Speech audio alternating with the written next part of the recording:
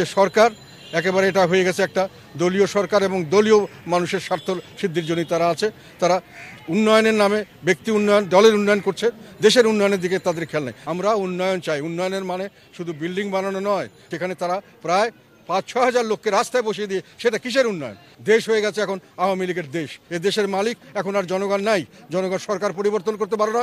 জনগণের কথায় সরকার কোনো সিদ্ধান্ত নেয় না। সরকার হয়ে গেছে আওয়ামী লীগের। এটা জনগণের সরকার নয়। আজকে এদের পাশে দাঁড়ানোর লোক নেই, কিন্তু এদেরকে নিয়ে ব্যবসা করার লোক আছে। কিন্তু সাধারণ মানুষ সংখ্যায় বেশি হলেও আজকে এই শক্তির কাছে, এই দানবীয় শক্তির কাছে পরাজিত হতে হচ্ছে।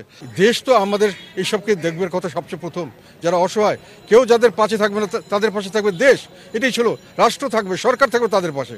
কিন্তু বর্তমানে এটা আমরা দুঃখের সঙ্গে লক্ষ্য করছি যে সরকার একেবারে এটা হয়ে গেছে একটা দলীয় সরকার এবং দলীয় মানুষের স্বার্থ সিদ্ধির জন্য তারা আছে। তারা উন্নয়নের নামে ব্যক্তি উন্নয়ন, দলের উন্নয়ন করছে, দেশের উন্নয়নের দিকে তাদের খেয়াল নেই। দেশের উন্নয়ন মানে দেশের সাধারণ মানুষের উন্নয়ন। আজকে এই লোকগুলিকে রাস্তায় ঠেলে দিলে কালকে থেকে তারা কোথায় যাবে, কিভাবে হবে, তার কোনো খবর সরকার থেকে কোনো রকম নেওয়া হচ্ছে না, বরং তাদের হুমকি দেওয়া হচ্ছে বিভিন্নভাবে। আমরা উন্নয়ন চাই। উন্নয়নের মানে শুধু বিল্ডিং বানানো নয়। উন্নয়নের মানে আশেপাশের সমস্ত লোক তারা যেন লাভবান হয়, এর থেকে যেন তারা কিছুটা হলো তাদের জীবনমানের মান বৃদ্ধি হয়। সেখানে তারা প্রায় ৫-৬ হাজার লোককে রাস্তায় বসিয়ে দিয়ে সেটা কিসের উন্নয়ন? এই উন্নয়নে কিছু মানুষ হয়তো দোকানপাটের ইজারা নিয়ে ব্যবসা করে কিছু মানুষ টাকা পয়সা করবে। দেশ হয়ে গেছে এখন আওয়ামী লীগের দেশ। তারা সাধারণ মানুষকে মানুষ হিসাবে মনে করছে না। তারা নিজেরা যেখানে যা সুবিধা সেইভাবেই দেশ পরিচালনা করছে। এ দেশের মালিক এখন আর জনগণ নাই। জনগণ সরকার পরিবর্তন করতে পারে না। জনগণের কথায় সরকার কোনো সিদ্ধান্ত নেয় না। এটা অত্যন্ত দুঃখজনক। এই জন্যই আমরা গণতন্ত্রের জন্য যুদ্ধ করেছি। এই জন্য আমরা এখনও যুদ্ধ করে যাচ্ছি। সাধারণ মানুষের যেটা দরকার, যেটা দাবি, যেটা তাদের পাওনা, সেটা যেন তারা সঠিকভাবে পেতে পারে। আমরা এই বিষয়টি গতকাল সংসদে উঠিয়েছিলাম।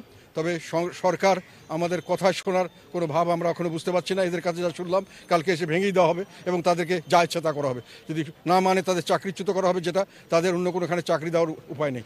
অত্যন্ত অসহায়। তারা একটা দোকান দিতে পারে না, তাদের খাতে কেউ খায় না, তাদের হাতে কোনো সার্ভিস কেউ নিতে চায় না। কিন্তু তাদের ছাড়া আমাদের জীবন একেবারে অচল হয়ে যায়। একসময় সম্পূর্ণ অচল হয়ে যেত। এখনও তাদের সার্ভিস আমাদের দরকার আছে। কাজে এইগুলো জিনিসকে মানবিক দৃষ্টিকোণ থেকে দেখা উচিত। আমরা মনে করি আমরা এই বিষয়টিকে আবার জোরালোভাবে তুলে ধরবো। যে কোনোভাবে এটাকে ঠেকানোর জন্য আমরা চেষ্টা করব। তবে যেটা বললাম, সরকার হয়ে গেছে আওয়ামী লীগের। এটা জনগণের সরকার নয়। জনগণের দিকে তারা দেখছে না, আওয়ামী লীগের স্বার্থ দেখছে শুধু।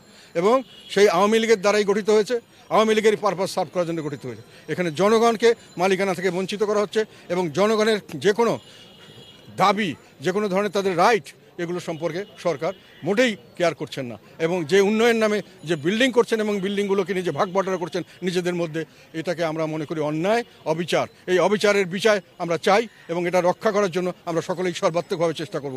আজকে এদের পাশে দাঁড়ানোর লোক নেই, কিন্তু এদেরকে নিয়ে ব্যবসা করার লোক আছে, এদের মাধ্যমে ভালো থাকার লোক আছে। কিন্তু এদের ব্যবহার করে যারা ভালো থাকছেন, তারা এদের ভালো দেখার জন্য তারা এখন আর নেই। এটা আমাদের জন্য দুর্ভাগ্যজনক, এই দেশের জন্য দুর্ভাগ্যজনক, এই সরকারের জন্য দুর্ভাগ্যজনক। আমরা মনে করি লজ্জাজনক এটা। সরকার যদি এই গরিব অসহায় মানুষগুলি এখন পথে বসিয়ে দিয়ে এখানে বিল্ডিং করে তার মাধ্যমে টাকা লুটপাট করে, ভাগাবাটোয়ারা করেন, সেটা হবে সবচেয়ে বড় অন্যায়, সেটা হবে সবচেয়ে বড় ডাকাতি। এই ডাকাতি আমাদের যে কোনোভাবে বন্ধ করতে হবে আমরা মনে করি। তা আমরা সবাইকে আপনাদের আশ্বস্ত করতে চাই, আমাদের তরফ থেকে যা কিছু করার আমরা চেষ্টা করে যাব। তবে কথা হলো, সরকার এখন অত্যন্ত শক্তিশালী। তাদের সঙ্গে প্রশাসন, তাদের সঙ্গে আইন সুরক্ষাকারী বাহিনী, তাদের সঙ্গে প্রতিরক্ষা বাহিনী, সব মিলে তারা প্রশাসন এবং তাদের বিরাটভাবে তাদের একটা পেশি শক্তি এবং অর্থবল, তাদের একটা বিরাট একটা মাস্তান বাহিনী।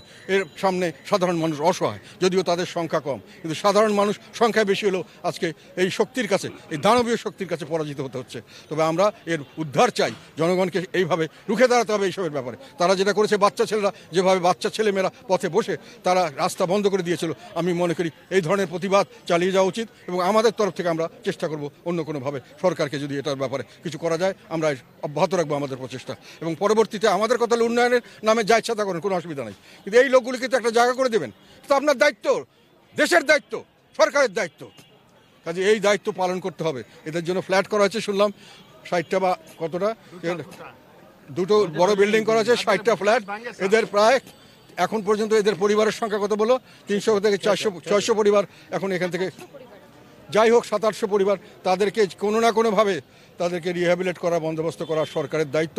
আমি জোর দাবি জানাচ্ছি, এটা করতে হবে। সরকারের যেটা দায়িত্ব সেটা তাদের পালন করতে হবে, মানুষের যেটা অধিকার সেটা তাদেরকে দিতে হবে। না দিলে মানুষকে এটাকে জোর করে আদায় করবে, তখন সরকার এটাকে নিয়ে সমালোচনা করার কিছু থাকবে না। দেশের মানুষ রুখে দাঁড়াবে, এই অন্যায় প্রতিবাদ করবেই মানুষ, এবং এই অন্যায় চিরদিন চলতে পারে না।